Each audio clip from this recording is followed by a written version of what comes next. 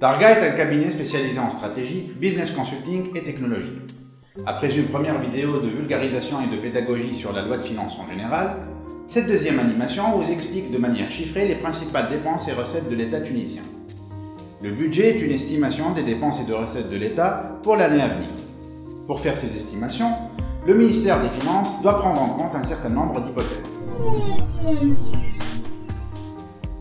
Le budget de l'État tunisien pour l'année 2013 est basé sur les hypothèses suivantes. Un taux de croissance tablé de 4,5%, un prix de référence du baril de pétrole à 110 $ et un taux de change du dollar à 1,58 dinars. Ces suppositions peuvent ne pas s'avérer exactes, ce qui oblige l'État à réviser son budget. Ceci est arrivé en 2012 et l'on a dû adopter la loi de finances complémentaire. En faisant ces suppositions, le budget de l'État pour l'année 2013 est estimé à 26 692 millions de dinars, soit une augmentation de 5,1% par rapport à 2012. Examinons maintenant les recettes. Le budget de l'État tunisien est financé à hauteur de 62% par des revenus fiscaux, soit une augmentation de 14% par rapport à 2012. Il est également financé à hauteur de 13% par des recettes non fiscales, soit une régression de 35% par rapport à 2012, et finalement il est financé à hauteur de 25% par des emprunts, soit une augmentation de 17%. Comparé à 2012, nous notons une légère augmentation de 1,7% des recettes propres, fiscales et non fiscales, dont les principales sources sont la TVA à hauteur de 24%, l'impôt sur le revenu à hauteur de 19%, l'impôt sur les sociétés à hauteur de 15%, et enfin, les droits de consommation à hauteur de 10%. La pression fiscale est plus importante qu'en 2012, et elle est principalement due à l'augmentation des droits de douane de 28%,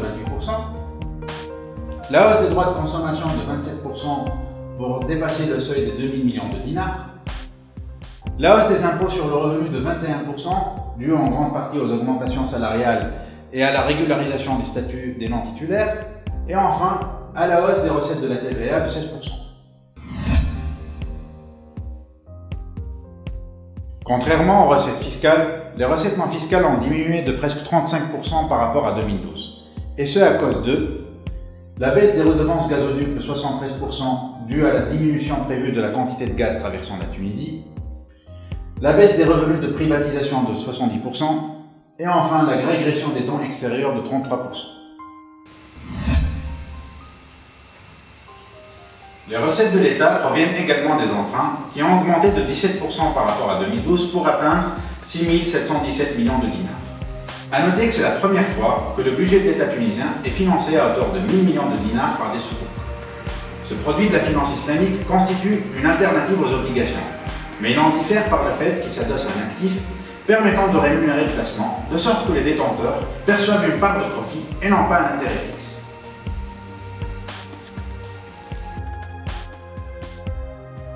Après avoir détaillé les recettes de l'État, passons maintenant à l'examen de la structure des dépenses. La juxtaposition des budgets de 2012 et 2013 ne fait pas ressortir de différences notables, ce qui nous permet de conclure que l'État continuera à adopter le même schéma de développement qu'auparavant. Par contre, nous notons une augmentation de 15% des frais de fonctionnement. La moitié de cette augmentation, à peu près 900 millions de dinars, est faite aux dépens des frais d'équipement qui passent de 6 400 à 5 500 millions de dinars.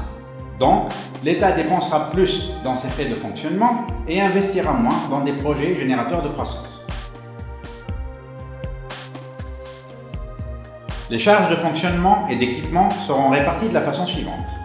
25% seront adressés à l'enseignement, la formation et la recherche. 25 autres % seront adressés à l'industrie, l'agriculture, le tourisme et le commerce. 17% à la défense et la sûreté. 12% pour l'administration et le développement des infrastructures. 10% pour la santé et les actions sociales. 7% pour la culture, le sport, les loisirs, la souveraineté et les affaires générales et financières. Et enfin, 4% seront bloqués pour les dépenses imprévues. L'augmentation des charges de fonctionnement a deux causes principales. La première est l'augmentation de la masse salariale de 13% par rapport à 2012. Désormais, la rémunération des salariés de l'État représente 57% des frais de fonctionnement, ou encore 77% hors subvention, et consomme à elle seule 50% des ressources propres de l'État.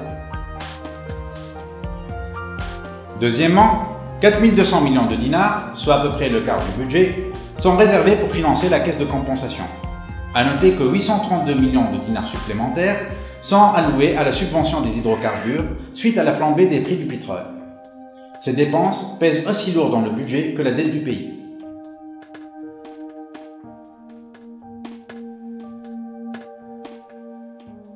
Contrairement aux frais de fonctionnement, les dépenses d'équipement reculent de 15% et seront beaucoup plus axées sur l'investissement direct à hauteur de 41% contre 32% en 2012.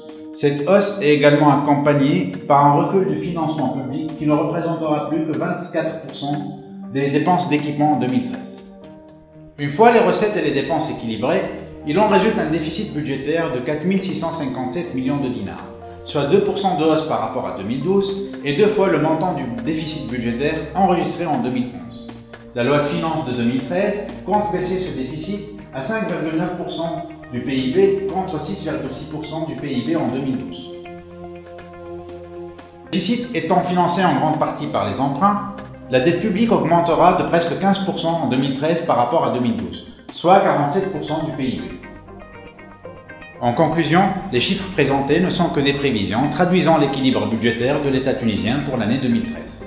La loi de finances de 2013 sera suivie de manière trimestrielle et sujette à des révisions en cas de changement majeur.